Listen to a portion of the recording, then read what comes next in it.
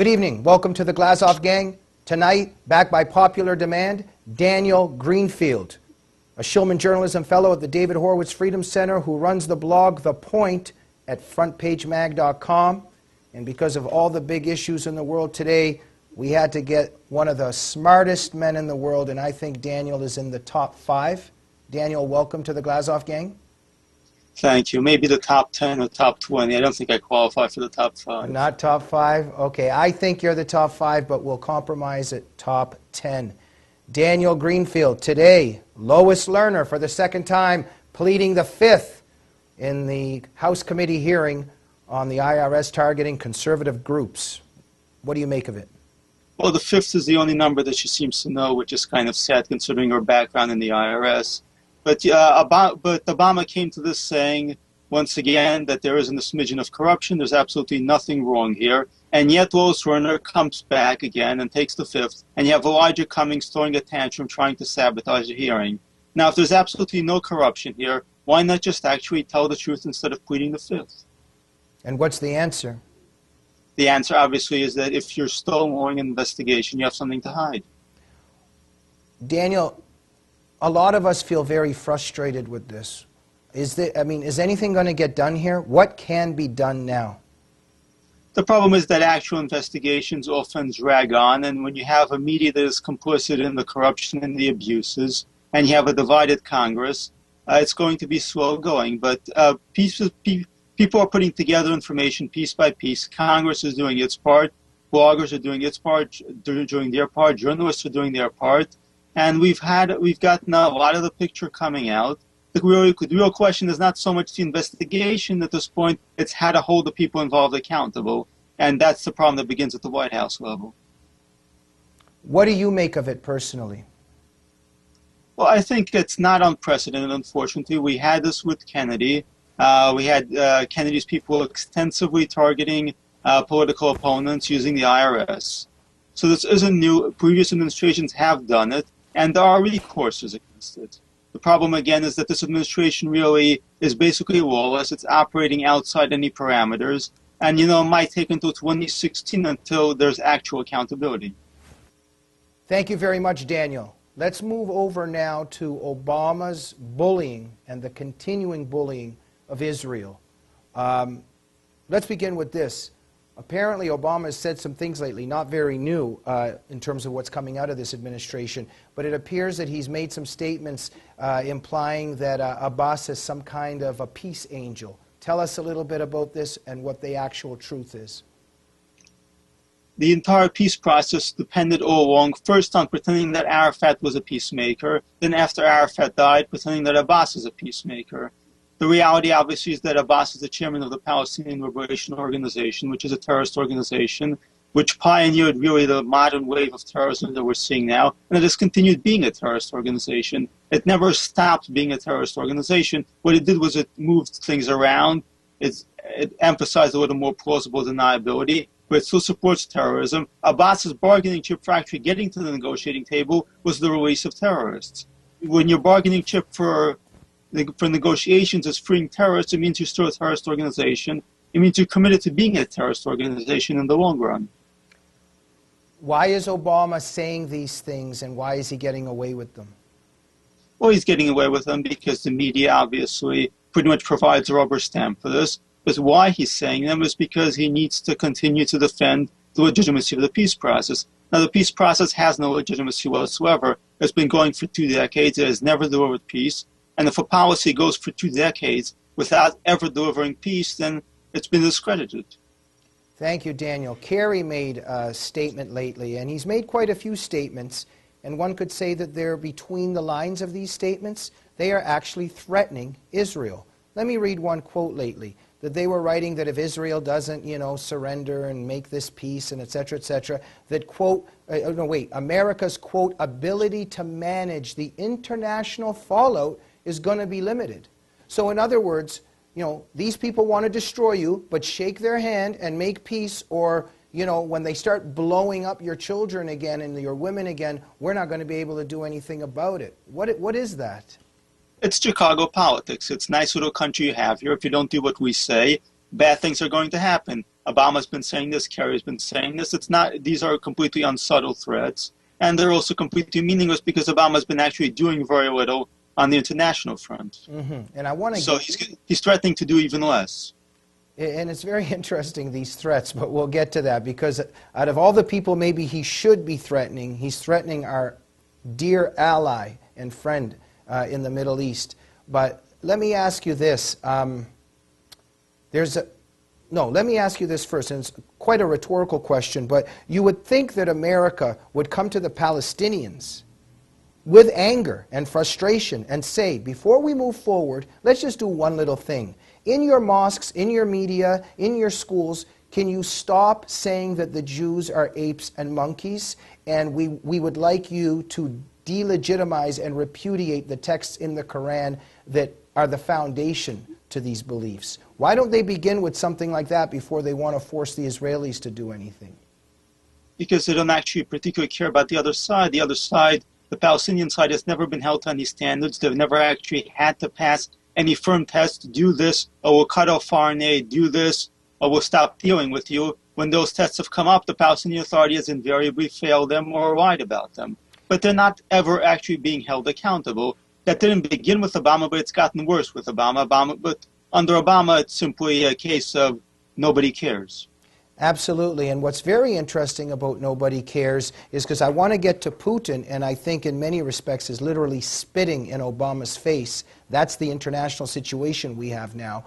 Before I get to that, the way that Obama has discredited himself, the Iranians are laughing at him.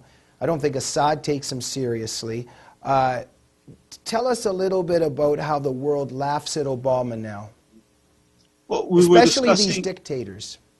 We were discussing just now, why is Obama threatening Israel? The reality is he can't actually threaten anyone else. Obama can threaten allies because he can withdraw support, but he has nothing to threaten enemies with because he has nothing to intimidate them with. I mean, he just barely managed to get through Libya after a few months of bombings. He can't take on a bigger target because when you're bluffing all the time, then you either have to go to war or do nothing. And Obama is bluffing, so he has no choice either to engage in a military strike, which he's not going to do with Russia, or do nothing except make empty statements. Give us very briefly your update on where we stand with Iran. They're literally laughing at Obama, and they're continuing their path towards the nuclear bomb. What happened with Iran was that Russia played the game very well. They used Syria to suggest that a peace process was possible, that Syria would give up its chemical weapons, and Iran would give up its weapons the same way. That didn't happen either in Syria, really. It didn't happen in Iran either. But Obama got played very effectively, and really he allowed himself to be played. So Iran is moving forward toward its nuclear bomb. It's getting breathing room. It's getting sanctions relief. And obviously Obama is once again standing and pretending to be the great Nobel Peace Prize winner while having accomplished absolutely nothing except helping the enemy. One doesn't know whether to laugh or cry, Daniel. So now, with this whole background, Putin goes into the Crimea, and the whole thing with Ukraine, and what's Obama doing?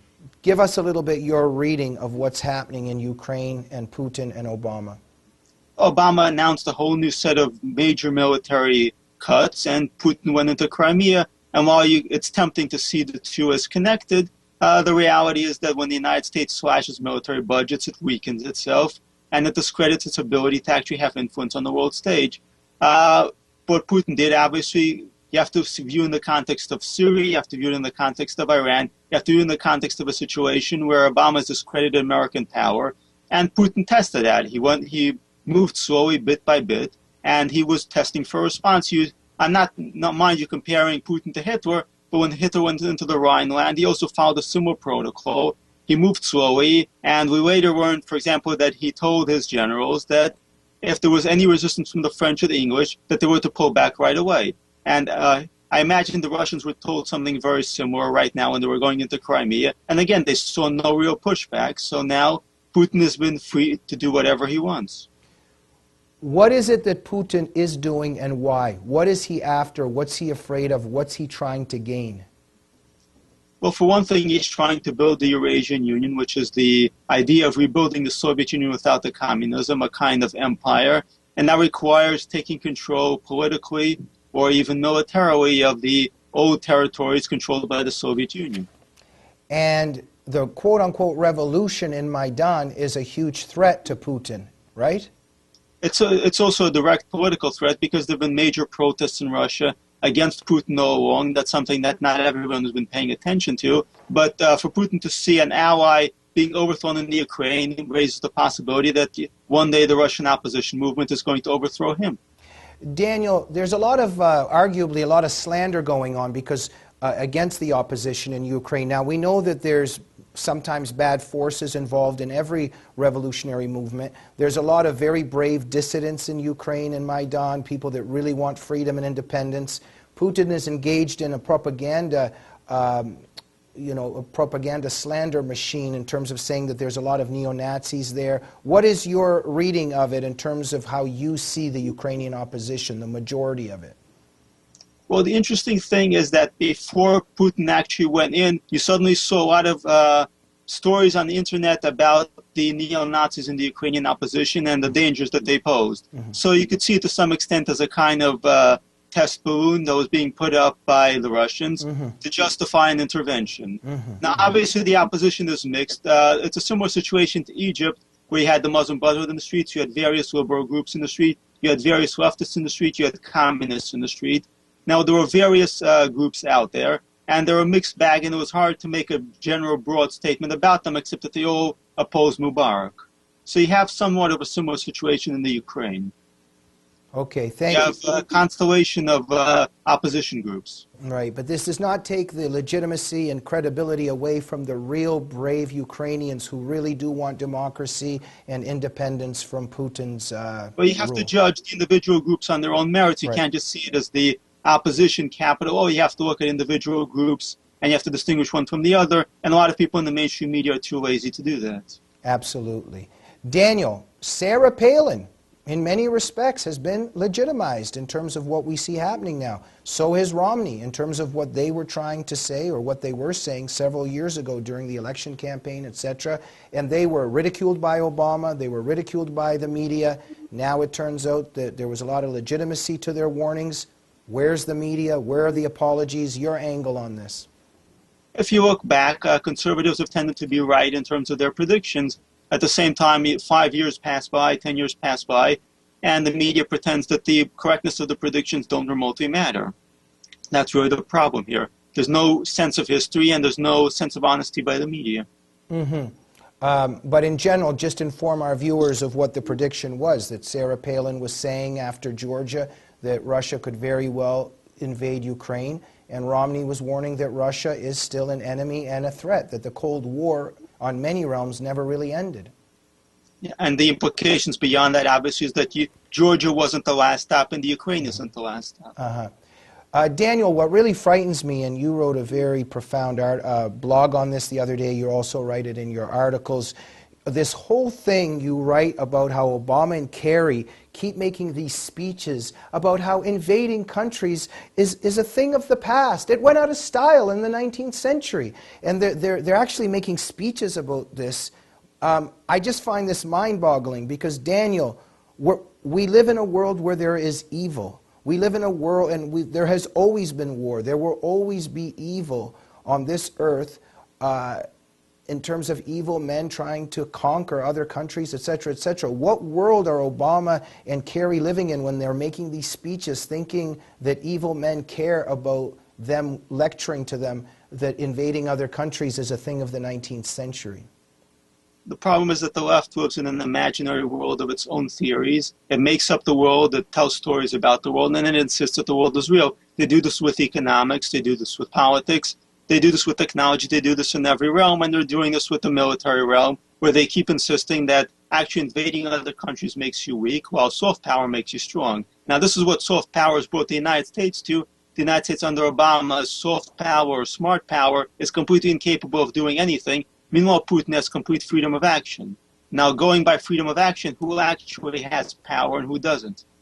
Very frightening situation. Let me paint this other picture quickly now. Now, my family's from the former Soviet Union, and I mean, we're familiar. We have studied what the KGB is. I mean, Putin, that whole clique of his, this is KGB. So when you know what the KGB is, just think about Hillary Clinton going over there with that pathetic little thing that they created from Home Depot or something, and there was a button. And they went over and she said, we're going to press this button, and it's our restart button. Apparently they didn't even translate it properly. What is in the mind of people who think that you can sit down with Putin and the KGB and you press a button and everything's going to be okay?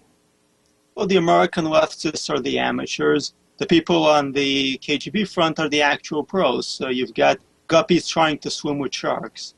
There's a history of this. The American left went to Stalin. I believe today actually is the anniversary of his death. They went to Stalin, they went to Lenin, they did all these rounds, and the same thing happened. So history is repeating itself minus the communism. These people take advantage of them, they play them like a fiddle, and then they send them back home. Daniel, with the minute and a half that we have left, what do you make of this situation? What are your thoughts? What are your feelings on the overall world situation where we see America was once up here and now it's down here, and people like Putin and the Iranian mullahs and Assad, or Al-Qaeda, whatever you want to call them, they're laughing at America and at our leadership? In World War II and after World War II, America created the Pax Americana, it created a peaceful world order, and it did this by strength. The left insisted that the order was bad, that the order was evil, that American power had to be destroyed. Now they've gotten what they wanted. The power vacuum has been created, and it's being filled by people like Assad, it's being filled by Iran, it's being filled by Putin, and it's going to be filled by even worse actors as time goes on, because American power is moral. The destruction of American power is immoral. Daniel, I find myself in a little bit of a strange predicament because I'm very anti-communist, and I obviously don't like Putin, and I wish there was freedom in Russia and that they didn't have this KGB man and this thug leading the country and his whole clique there. And yet, I'm not a big fan of Obama either. And sometimes I catch myself even enjoying the way Putin humiliates Obama. Just tell us a little bit your angle on that. Obama, Putin, who's worse? What's going on there? It's not really a matter of who's better or worse.